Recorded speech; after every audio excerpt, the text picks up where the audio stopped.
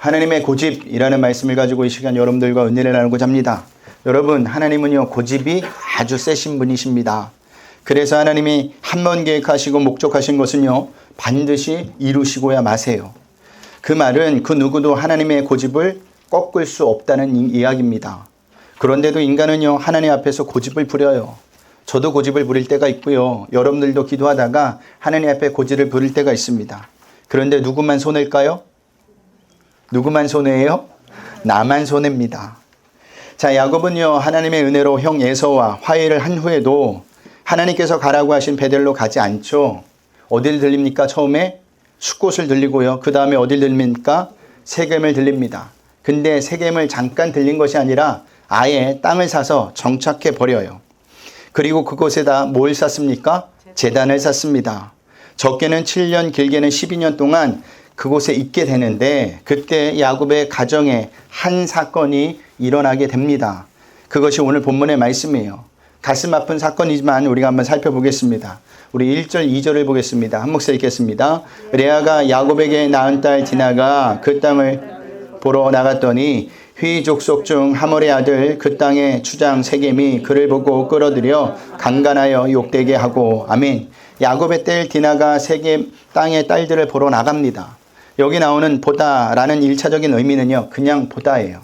그런데 보다에 전치사가 붙으면 좀 더 적극적인 표현으로 바뀝니다. 그 의미는요, 안을 들여다보다, 매우 세심히 관찰하다, 배우다, 즐기다 라는 의미를 가지게 됩니다.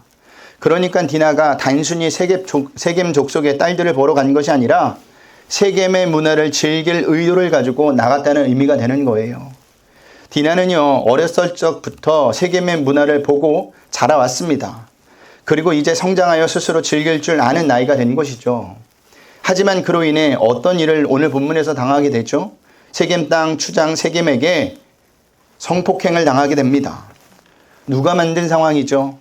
첫 번째는 디나가 만든 상황일 수 있지만 가장 근본적인 문제는 야곱이 만든 상황이라는 사실입니다.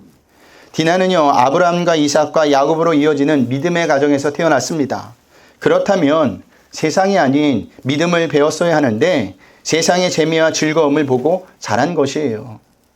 야곱이 베들로 가지 않고 세겜에 오래 살면서 자녀들에게 세상의 영향이 간 거예요.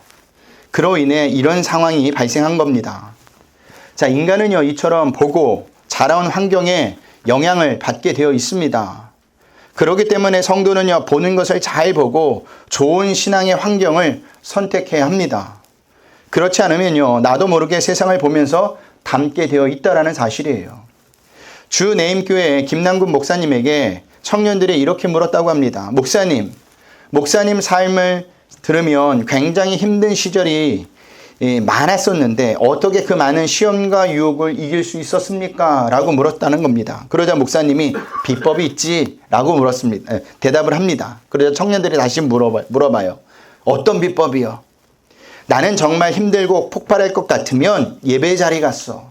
수요 예배, 금요 철야기도, 목요일에는 경배와 찬양에 갔지. 청년들이 또 묻습니다. 찬양과 기도가 돼요? 그러자 목사님이 이렇게 이야기합니다. 물론 당연히 안 되지. 그런데 갔다고요?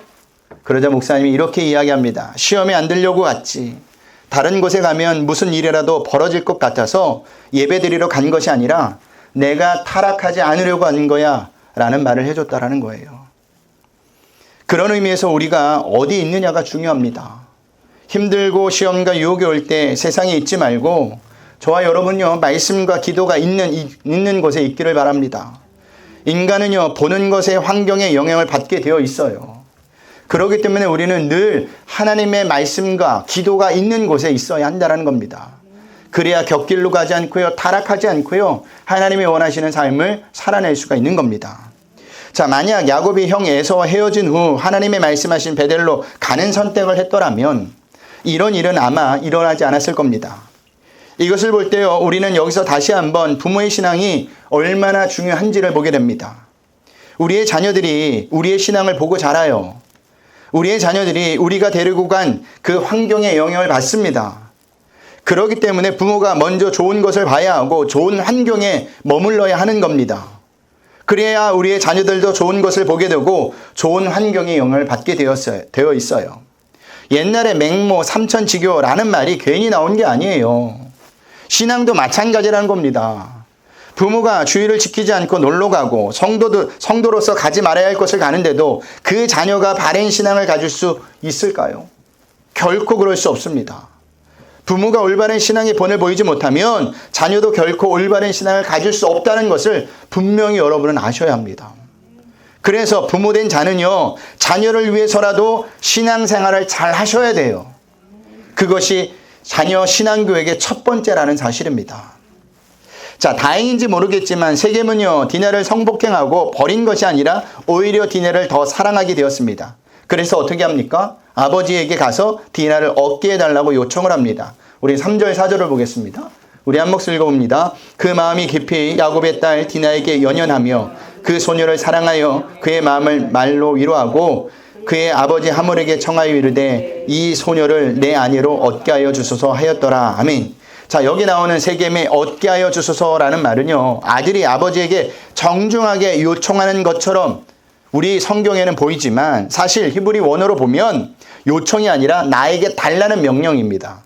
그러니까 아들이 아버지에게 뭐를 쓰고 있는 거예요? 때를 쓰고 있는 겁니다. 이게 세겜이었어요. 자신의 잘못은 반성하지 않습니다. 그런데도 그의 아버지 하몰도 아들 세겜을 야단치지 않아요. 오히려 세겜이 때를 쓰는 것을 들어줍니다. 여러분, 이게 자식을 망치는 겁니다. 잘못을 했으면 잘못을 잡아줘야 돼요. 오냐가 아닙니다. 그래야 자녀가 올바른 길로 갈 수가 있는 겁니다. 그런데도 세겜의 아버지 하몰은 어떻게 합니까? 그 아들의 말을 듣고 야곱을 찾아갑니다. 우리 5절서부터 8절을 보겠습니다. 다 같이 읽겠습니다. 야곱이 그 딸 디나를 그가 더럽다 함을 들었으나 자기의 아들들이 들에서 목축함으로 그들이 돌아오기까지 잠잠하였고 세겜의 아버지 하몰은 야곱에게 말하러 왔으며 야곱의 아들들은 들에서 이를 듣고 돌아와서 그들 모두가 근심하고 심히 노하였으니 이는 세겜이 야곱의 딸을 간간하여 이스라엘에게 부끄러운 일 곧 행하지 못할 일을 행하였음이었더라. 하몰이 그들에게 이르되 내 아들 세겜이 마음으로 너희 딸을 연연하여 하니 원하건대 그를 세겜에게 주어 아내로 삼게 하라. 아멘. 자, 그런데 하몰이 말을 하는 거 보면 세겜과 똑같은 것을 볼 수가 있습니다. 자, 야곱에게 와서 이 일에 대해서 사과부터 먼저 해야 하는데 그러지 않고 디나를 자기 아들 세겜의 아내로 달라고 지금 명령을 하고 있는 겁니다. 부전자전이에요. 아버지 하몰이 이렇게 행동하니 아들 세겜의 행동이 이해가 가는 겁니다. 더 황당한 것은요, 디나를 집으로 돌려보낸 것도 아니에요. 자신들이 지금 데리고 있습니다. 이들의 행동은요, 거의 납치에 가까운 것이었습니다. 그런데도 하몰은요, 아주 당당해요. 그리고 뻔뻔함의 극치를 보여줍니다. 그런데도 야곱에게 이렇게 말을 합니다. 우리 9절서부터 12절을 보겠습니다. 우리 한 몫을 읽겠습니다. 너희와 우리와 통혼하여 너희 딸을 우리에게 주며 우리 딸을 너희가 데려가고 너희가 우리와 함께 거주하되 땅이 너희 앞에 있으니 여기 머물러 매매하여 여기서 기업을 얻게 하라고 세겜도 디나의 아버지와 그의 남자 형제들에게 이르되 나로 너희에게 은혜를 입게 하라. 너희가 내게 말하는 것은 다 내가 다 주리니 이 소년만 내게 주어 아내가 되게 하라. 아무리 큰 혼수와 예물을 청할지라도 너희가 내게 말한 대로 주리라. 아멘. 자, 이번 기회에 서로 통혼하자고 합니다. 그리고 우리 딸도 너에게 주겠다고 해요. 그리고 세겜에서 자신들과 함께 살면서 사업하면서 재산을 늘리자고 제안을 합니다. 이것은 부탁이 아니라 거의 명령에 가깝습니다. 이 말은요, 하나님께서 가라고 하신 베델로 가지 말라는 말과 같은 거예요. 하나님께 불순종하라는 말과 같은 겁니다. 이게 세상이에요. 세상은요, 항상 성도들에게 이렇게 명령합니다. 힘들게 살 필요가 뭐가 있느냐는 겁니다. 그냥 적당히 세상과 타협하며 살라는 겁니다. 한마디로 성도인 우리에게 거룩하고 구별된 삶을 포기하라고 부추깁니다. 이게 세상이에요. 그런데도 우리는 그 세상의 말을 듣고 따라가는 경우가 너무너무 많아요. 그것이 망하는 길임에도 불구하고 그 길을 간다니까요. 왜 그럴까요? 가치관이 세상에 있기 때문이에요. 그 옆에 있던 세겜이 한마디 더 붙이죠. 디나만 내게 주면 너희들이 달라는 대로 다 주겠다고 합니다. 어디서 많이 들어본 대사 같죠? 가을 동화에서 뭐라 그래요? 원빈이 송혜교에게 얼마면 돼? 얼마면 되겠니? 라는 대사와 똑같은 거예요. 세겜은요, 이 문제를 돈으로 해결할 수 있을 거라고 생각했습니다. 이게 세상이에요. 오늘날 세상도 마찬가지 아닙니까? 돈이면 모든 문제를 해결할 수 있을 거라고 생각합니다. 유전무죄, 무전유죄라는 말이 괜히 나온 게 아니에요. 무슨 뜻입니까? 돈이 있으면 죄가 없고 돈이 없으면 죄가 있다는 겁니다. 돈이 최고라는 거예요. 그래서 모두들 돈을 벌려고 혈안이 되어 있는 겁니다. 그런데 성도는 그렇게 살면 안 되는 자들이에요. 왜냐하면 하나님 나라의 시민권을 이미 받은 자들이기 때문입니다. 여러분들에게 묻겠습니다. 어디까지가 우리나라 영토일까요? 눈이 둥그레지시는데 질문을 하면 이렇게 당황을 하시더라고요. 어디까지가 우리나라의 영토일까요? 우리나라의 영토는요, 대통령의 명령이 시행되는 곳까지입니다. 그러면 미국에 있는 우리나라 대사관은 미국 땅에 있지만 어디에 속합니까? 어디에 속해요? 우리 땅에 속하는 겁니다. 그래서 우리나라 대통령의 명령에 따르고요, 심지어 우리나라 공휴일에도 같이 쉬는 거예요. 미국에 있지만 어디에 속한 거예요? 우리나라에 속한 셈입니다. 우리는요, 이 세상에 살아도 하나님 나라의 시민입니다. 그 말은 하나님의 명령을 따르고 움직이는 자들이라는 겁니다. 주기도문에 나라가 임하옵시며 라는 구절이 나오는데 그 의미는 종말이 빨리 오라는 것이 아니라 하나님의 뜻을 내가 받들고 시행하겠습니다 라는 서약의 의미입니다. 그러니까 내가 하나님의 뜻을 따라 살겠습니다 라는 믿음의 고백이에요. 그렇기 때문에 우리는요, 세상 사람들처럼 세상 가치관으로 살면 안 된다는 거예요. 아무리 세상이 우리를 부추기고 꼬신다고 할지라도 나는 하나님의 백성이라는 것, 하나님의 시민이라는 것을 잊지 마셔야 한다는 겁니다. 세상 가치관을 따라 사는 백성이 아니라 성경적 가치관을 따라 사는 백성이라는 겁니다. 하지만 문제는요, 이런 가치관들이 오늘날 교회와 성도들에게도 다 있다는 겁니다. 보세요. 교회들이 자꾸만 세력을 키워가려고 합니다. 왜 세력을 키워가려고 하죠? 세력이 커져야 성공이라고 보기 때문입니다. 부흥이라고 보기 때문이에요. 그리고 성도들도 부자가 되는 것이 꿈입니다. 왜 꿈이죠? 마찬가지로 부자가 되어야 성공이라고 보기 때문이에요. 왜 이렇게 되었을까요? 말씀을 제대로 들은 적이 없기 때문이에요.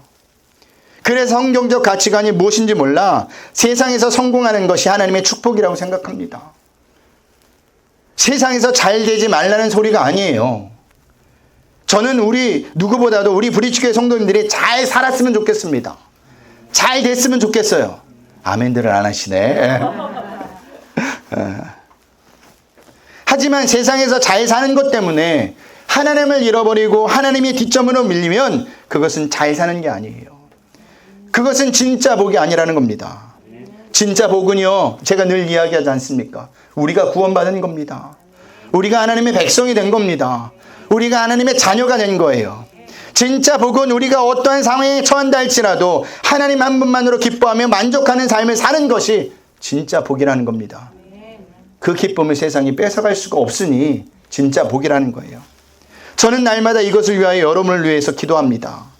브리치교회 성도님들이 하나님 한 분만으로 기뻐하고 만족하는 삶을 살게 해달라고 기도하고 있다는 말입니다. 그러니 여러분도 여러분 스스로가 이렇게 꼭 기도하세요.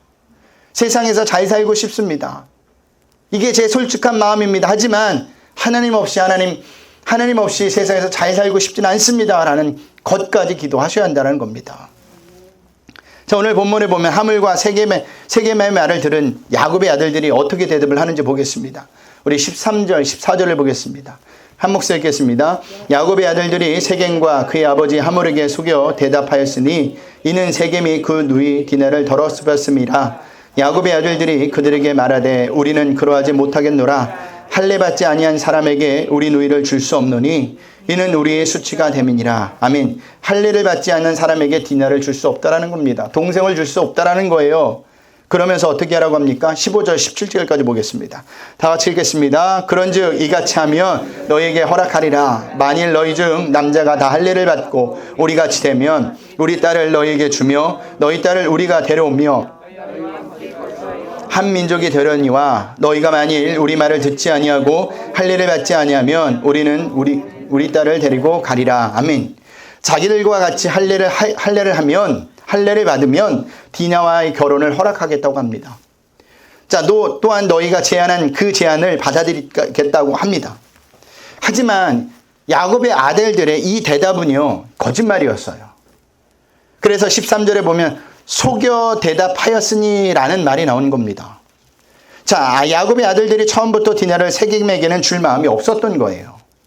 나중에 드러나지만 이들이 이렇게 제안한 것은 순전히 무엇을 위함이었어요? 복수를 위함이었다는 겁니다. 할례가 무엇입니까?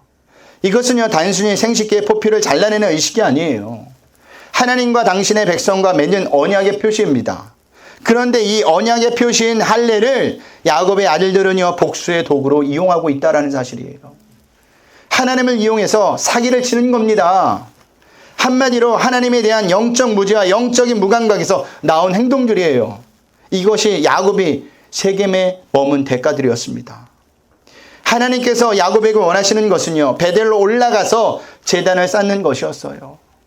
베델을 향해 가는 것이었습니다. 그런데도 가지 않으니까 야곱이 하나님이 어떻게 하십니까? 베델로 가지 않으면 안 되는 상황으로 몰고 가고 있다는 사실이에요. 여러분, 우리가 하나님을 향해 날마다 가지 않으면요, 그대로 그 상태에 머무는 것이 아니에요. 퇴보하는 겁니다. 그래서 날마다 하나님을 향해 나가야 합니다. 정체하면 뒤처지게 되어 있어요. 머물면 인간은요, 반드시 타락하게 되어 있다니까요. 그게 인간의 속성이에요. 자, 이 말을 듣고 세겜은요, 그 제안을 좋게 여겨 받아들이죠. 왜 좋게 여겨 받아들였을까요? 디나를 아내로 얻을 수 있다고 생각해서 그런 겁니까? 이 문제는요, 그렇게 단순하지 않습니다. 세겜은요, 그 제안을 좋게 여긴 또 다른 감춰진 이유가 있어요.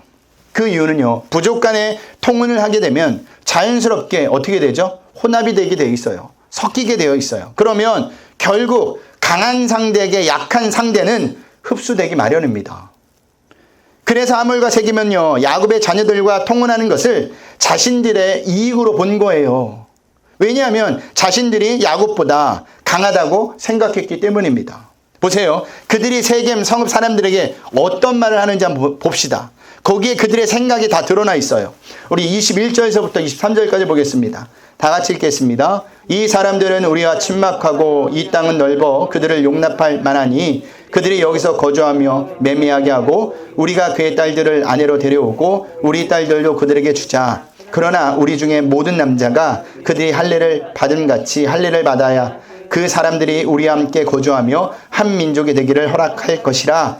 그러면 그들의 가축과 재산과 그들의 모든 짐승이 우리의 소유가 되지 않겠느냐. 다만 그들의 말대로 하자. 그러면 그들이 우리와 함께 거주하리라. 아멘. 보세요. 그들의 가축과 재산과 그들의 모든 짐승이 누구의 소유가 된다고요? 우리의 소유가 된다고 지금 말하고 있습니다. 세상은요, 이렇게 늘 자신에게 이득이 되는 길을 찾아요. 자신에게 손해가 되면 절대 움직이지 않는 것이 세상입니다. 하물과 세겜이 만일 이 통혼이 자신들에게 손해를 보는 일이라고 여겼다면 통혼을 재현하지 않았을 겁니다. 맞죠? 야곱의 아들들도 그들을 속였지만 하물과 세겜도 야곱과 그의 아들들을 속인 것과 마찬가지예요. 그리고 세겜의 모든 남자들이 하물과 세겜의 말을 좋게 여겨 다 같이 할례를 받죠. 할례를 받는다는 것은요, 세겜의 모든 남자들도 하물과 세겜과 똑같은 생각을 가지고 있었다라는 의미입니다. 세상은요, 한 가지 목적밖에 없어요. 그 목적이 뭡니까? 나에게 이익이 되느냐, 이익이 되지 않느냐. 모든 선택은 이것에 의해 결정이 되는 겁니다. 그런데 결국 이 결정이 어떻게 끝나죠? 우리 24절에서부터 25절을 보겠습니다. 다 같이 읽겠습니다. 성문으로 출입하는 모든 자가 하물과 그의 아들 세겜의 말을 듣고 성문으로 출입하는 그 모든 남자가 할례를 받으니라. 제3일에 아직 그들이 아파할 때에 야곱의 두 아들 디나의 오라버니 시몬과 레이가 각기 칼을 가지고 가서 몰래 그 성읍을 기습하여 그 모든 남자를 죽이고. 아멘. 어떻게 끝나요? 모든 남자가 죽고 맙니다. 시므온과 레위가 할례를 받은 지 3일째 되는 날에 가장 움직이기가 힘든 날에 가서 할례를 받은 세겜의 모든 남자를 죽이는 겁니다. 여러분, 자신의 이익만을 위하여 사는 자들은요, 결국은 죽음밖에 없습니다. 그래서 잠언서에서 이런 말을 하고 있는 거예요. 잠언서 1장 19절을 한번 보겠습니다. 우리 화면에 나와 있는데 다 같이 읽겠습니다. 이익을 탐하는 모든 자의 길은 다 이로하여 자기의 생명을 잃게 하느니라. 아멘. 이익을 탐하는 자는 결국 어떻게 된다고요? 자기의 생명을 잃게 된다라는 겁니다. 그러니 늘 주어진 하나님의 은혜에 우리는 감사하셔야 돼요. 이것은 성도도 마찬가지입니다. 성도도 하나님 없이 자기 이익을 따라 사는 사람들은요, 결국 자기 생명을 잃게 되어 있어요. 망함으로 갈 수밖에 없다라는 사실입니다. 자, 이렇게 시므온과 레위가 세겜의 모든 남자들을 죽였습니다. 그 일로 인해 상황은 더 꼬여버렸어요. 이 모든 일을 나중에서 알게 된 야곱은요, 어떻게 합니까? 아들들에게 화를 내요. 우리 30절을 볼까요? 우리 30절을 읽겠습니다. 다 같이 읽겠습니다. 야곱이 시므온과 레위에게 이르되 너희가 내게 화를 끼쳐 나로 하여금 이 땅의 주민 곧 가나안 족속과 브리스 족속에게 악취를 내게 하였도다. 나는 수가 적은즉 그들이 모여 나를 치고 나를 죽이리니 그러면 나와 내 집이 멸망하리라. 아멘. 자, 야곱이 아들들에게 화냈다라는 것은 이 일이 왜 일어났는가에 대해서 생각하지 않았다는 의미입니다. 그래서 그 책임을 누구에게 돌리고 있어요? 아들들 시므온과 레위에게 돌리고 있습니다. 여러분, 왜 이 사건의 발단이 어디서부터 시작된 걸까요? 서두에서 말씀드렸지만 야곱이 베델로 가지 않고 세겜에 머물렀기 때문입니다. 이것이 인간이에요. 타락한 인간은요, 문제를 올바로 바라보지 못하게 합니다. 그 대신 문제를 어떻게 해요? 다른 사람에게 전가를 해요. 다른 사람에게 책임이 있다고 이야기합니다. 아담과 하와가 선악과를 따먹고 그랬죠. 하나님께서 아담과 하와에게 묻죠. 그러자 그들이 어떻게 대답합니까? 창세기 3장 12절을 보겠습니다. 우리 다 같이 읽겠습니다. 아담이 이르되 하나님이 주셔서 나와 함께 하신 여자 그가 그 나무 열매를 내게 주므로 내가 먹었나이다. 아멘. 아담이 누구에게 책임을 전가하고 있죠? 하나님과 하와에게 책임을 전가하고 있습니다. 하나님께서 주신 하와 때문에 먹었다라는 거예요. 그렇다고 하와는 달랐을까요? 다르지 않았어요. 13절로 보겠습니다. 우리 다 같이 읽겠습니다. 여호와 하나님이 여자에게 이르시되 내가 어찌하여 이렇게 하였느냐. 여자가 이르되 뱀이 나를 깨므로 내가 먹었나이다. 아멘. 하와는 책임은 뱀에게 전가합니다. 책임을. 이처럼 인간은요, 어려움이 닥치면 그 문제의 원인을 밖에서 찾으려고 해요.